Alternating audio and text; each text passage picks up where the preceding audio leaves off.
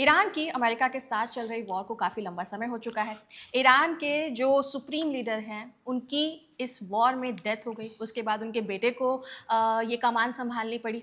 मुज्तबा का नाम हम तभी से सुनते आ रहे हैं, लेकिन इनके बारे में अभी तक कुछ ख़ास इन्फॉर्मेशन सामने नहीं आई है, कोई ख़ास एक्शन नहीं लिया गया। लेकिन हाँ, मीडिया में अलग-अलग तरह के कयास लगाए जा रहे हैं। जैसे कि अभी फ़िलहाल कयास ये लगाया जा रहा है कि मुज्तबा जो है वो बीमार है। क्या है ये पूरी कहानी? खबर क्या कह रही है, इसके बारे में डिटेल में जानेंगे आज के हमारे इस वीडियो में। मेरे साथ है साजिद। साजिद, क्या इन्फॉर्मेशन मीडिया में आ रही है मुज्तबा को लेकर? जी। मैं ये जानना चाहूँगी। तो डिम्पिका, द टाइम्स एक ब्रिटिश अखबार है, बरतानिया से चलता है, ब्रिटेन से चलता है।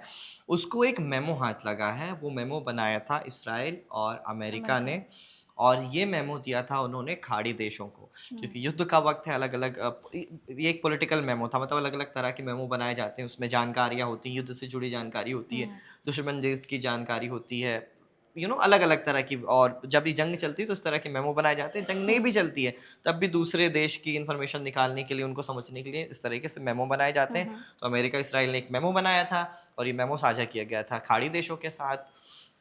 और ये मेमो जब ब्रिटिश अखबार द टाइम्स के हाथ लगा तो उसमें से एक इन्फॉर्मेशन उनको ये मिली कि जो मुस्तबा खमेनी है, ईरान के जो सुप्रीम लीडर हैं, वो इस समय जो एक मजहबी शहर है ईरान का, जहाँ पे ये आयतुल्ला बनने की पढ़ाई होती है, धार्मिक धर्मगुरु बनने की वहाँ पे पढ़ाई होती है, कुम शहर। अच्छा। वहाँ उनका इलाज चल रहा है और वहाँ वो अनकॉन्शियस हैं, और अस्पताल में बेसिकली उनका इलाज चल रहा है।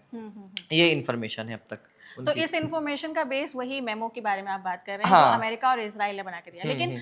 ये इन्फॉर्मेशन कितनी सही है, कितनी गलत, इस पर अभी हम लोग कुछ नहीं कह हम पाएँगे। कुछ नहीं कह सकते, लेकिन दीपिका, एक सच्चाई ये भी है कि जब युद्ध चलता है तो इन्फॉर्मेशन वॉर में ये किया जाता है, प्लांटेड कुछ करेक्ट। खबरें होती हैं। जैसे कुछ दिन पहले एक उदाहरण ही मैं आपको दे देता हूँ। कुछ दिन पहले ये खबर चल रही थी कि मोहम्मद बिन सलमान ने अमेरिकी स्टैब्लिशमेंट को, डोनाल्ड ट्रम्प मोहम्मद बिन सलमान से लगातार बातचीत कर रहे थे, ये बात तो सही है। तो ये खबर चल रही है, अमेरिकी मीडिया ने इसको छापा कि मोहम्मद बिन सलमान कह रहे हैं कि आप ईरान को मारते रहिए, मारते रहिए, मारते रहिए, बम उन पे गिराते रहिए जब तक रिजीम चेंज नहीं हो जाता। हमें नहीं पता ये खबर कितनी सच है। अमेरिकी मीडिया ने दावा किया अपने सोर्सेज के हवाले से, लेकिन कुछ जो जानकार हैं, अंतर्राष्ट्रीय मामलों के जानकार, वो कहते हैं कि ये प्लांटेड खबर है। अच्छा। तो साजिद, मुझे एक और बात जाननी थी, वो ये कि जिस तरीके की खबर मीडिया में आ रही है कि वो बीमार हैं, हॉस्पिटलाइज़्ड हैं, कई जगहों पे बताया जा रहा अनकॉन्शियस। है कि अनकॉन्शियस हैं।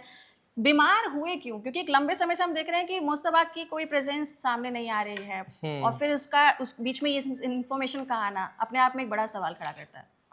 बीमार, बेसिकली बीमार नहीं है वो, घायल होने की ही उनकी शुरुआत से खबर आई थी। 28 फरवरी को, आपको याद है, जब से ये जंग शुरू हुई थी। जो पहला हमला हुआ था वो उसी कंपाउंड में हुआ था जहाँ पे आयतुल्ला अली खमेनी, जो ईरान के सुप्रीम लीडर थे, जिनकी हत्या कर दी ईरान और इसराइल ने, सॉरी, अमेरिका और इसराइल ने हमला करके। तो जब उनकी हत्या की गई, जब बम गिराए गए, तो उस जगह पे आयतुल्ला खमेनी की वाइफ, उनकी एक बेटी, उनके दामाद और उनका एक बच्चा, वो वहाँ पे मौजूद थे। ये सब लोग मारे गए उस हमले में। प्लस पहले तो ये कहा गया कि जो उनके बेटे हैं, मतलब कौन, मुस्तबा खमेनी, वो वहाँ पे मौजूद ही नहीं थे। लेकिन फिर बाद में ईरानी अधिकारियों ने ही कंफर्म किया कि मुस्तबा खमेनी भी उसी जगह, उसी कंपाउंड में मौजूद थे। और ये भी खबर आई कि वो घायल हुए हैं उस उसी हमले में, अटैक में। 28 फरवरी के हमले ओके। में, जब उनके पिता को मारा गया। उसी हमले में ये भी, इनको भी घायल हुए, इनको भी चोट आई है। लेकिन कितनी चोट आई है इसकी कोई जानकारी नहीं है। ईरान ये इन्फॉर्मेशन देगा भी नहीं कि बहुत ज़्यादा घायल है, इस तरह की इन्फॉर्मेशन नहीं देगा। व्हाट ईरान इज सेइंग कि वो सही हैं, वो काम कर रहे हैं, लेकिन उनका कोई वीडियो अभी तक उन्होंने नहीं रिलीज़ किया। रिलीज़ नहीं किया है, ना ही कोई ऑडियो रिलीज़ किया है। उनके लिखित बयान आ रहे हैं। तो जब जब उनके लिखित बयान आते, तब तक कहा जाता कि ये आईआरजीसी की तरफ से लिखा जा रहा है। आईआरजीसी की तरफ से, जैसे आईआरजीसी के अभी अहमद वाहिदी वो मुखिया हैं, तो अहमद वहीदी उनके बिहाफ़ पर लिख रहे हैं। बिहाफ पे लिख रहे हैं। या अली लारीजानी जब तक जिंदा थे तो कहा जाता था कि अली लारीजानी ही संभाल रहे हैं, नाम उनका है। तो इस तरीके की बातें हैं। और हाँ, मतलब अभी कंफर्म हो कि कुछ भी नहीं कहा जा सकता जब तक कि ईरान की तरफ से कोई कंफर्मेशन नहीं आ जाती।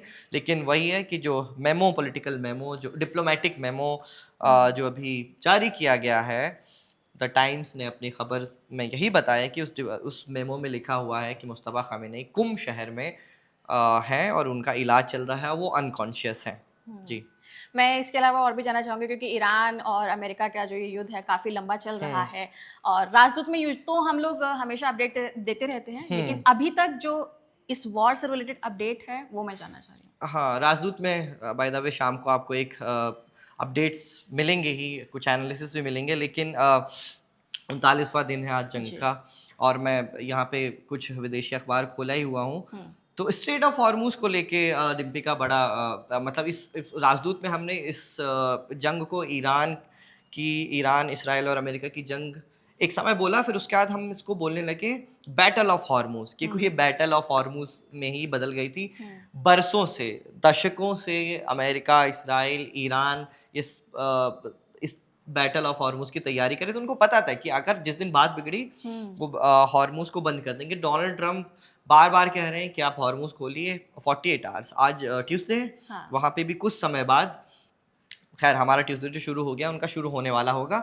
तो ट्यूसडे उन्होंने अंतिम डेट दिया है कि अगर आप हॉर्मूज़ नहीं खोलते हैं ट्यूसडे तक, तो फिर आपके एनर्जी इंफ्रास्ट्रक्चर पर, माफ़ कीजिएगा एनर्जी नहीं, आपके बिजली संयंत्रों पर, मतलब पावर प्लांट्स पर और आपके ब्रिजेस पर, ये 2 उन्होंने नाम लिया है, उन पर ये हमले करेंगे। तो उसके अलावा मैं ये अभी कल, मतलब आज से 13-14 घंटे पहले एक प्रेस कॉन्फ्रेंस भी हुई थी डोनाल्ड ट्रंप की, उसमें मैं वो देख रहा था।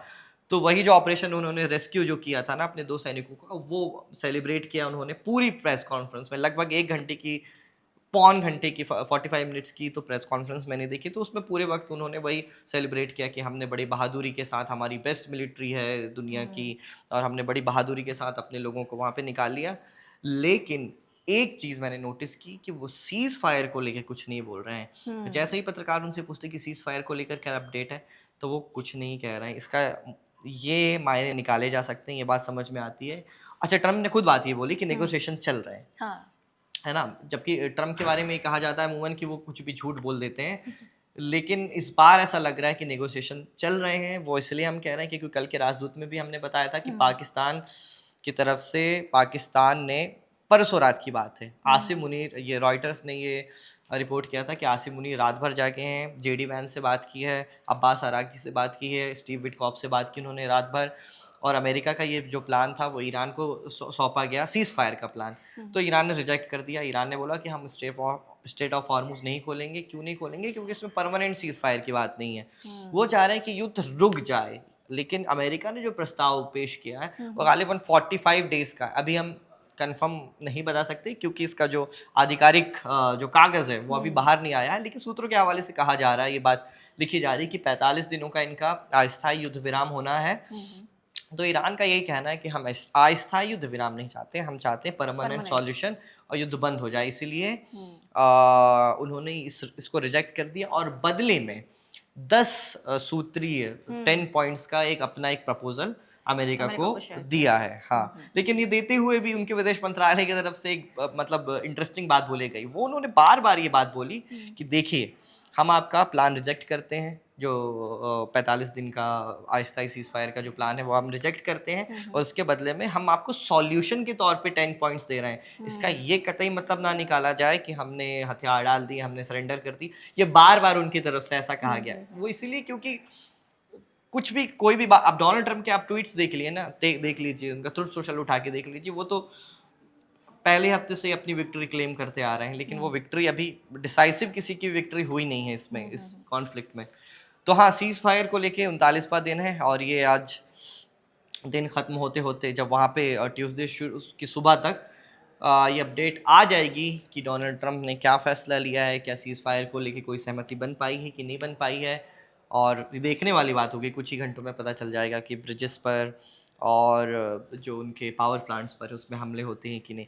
एक और एनालिसिस मैं सुन रहा था, तो उसमें ये बताया जा रहा है कि जो ईरानी जो अमेरिका में रहते हैं, है ना, माइग्रेट करके जो यहाँ पे आए हैं, जिन्होंने अमेरिका की, जिनको ग्रीन कार्ड गालिबन मिल गया होगा, तो वो डोनाल्ड ट्रंप की और डोनाल्ड ट्रंप के स्टैब्लिशमेंट पर, पॉलिटिकल स्टैब्लिशमेंट के करीब हैं, और वो लोग बार बार डोनाल्ड ट्रंप को ये सलाह दे रहे हैं कि आप लगातार बमबारी कीजिए वहाँ पे, लेकिन इससे फ़ायदा यही होगा कि जो रिजीम के इस्लामिक, आप तो इस्लामिक रिजीम को ख़त्म करना चाह रहे थे ना, वहाँ की रिजीम चेंज करना चाह रहे थे, लेकिन आप जब वहाँ के लोगों को, अब पुल से कौन आता जाता है, वहाँ के आम लोग आते जाते हैं, पावर प्लांट आप हमला करेंगे तो आम लोगों की बिजली गुल होगी। ऐसा नहीं कि सिर्फ इस्लामिक रिजीम का बिजली गुल हो जाएगी, ये आम लोगों की भी रहने के लिए वो जगह दूभर हो जाएगी। तो ऐसे में इस्लामिक रिजीम के प्रति समर्थन बढ़ेगा, जो कि अब तक हमने देखा है। हाँ। तो डोनाल्ड ट्रंप के पास कोई एक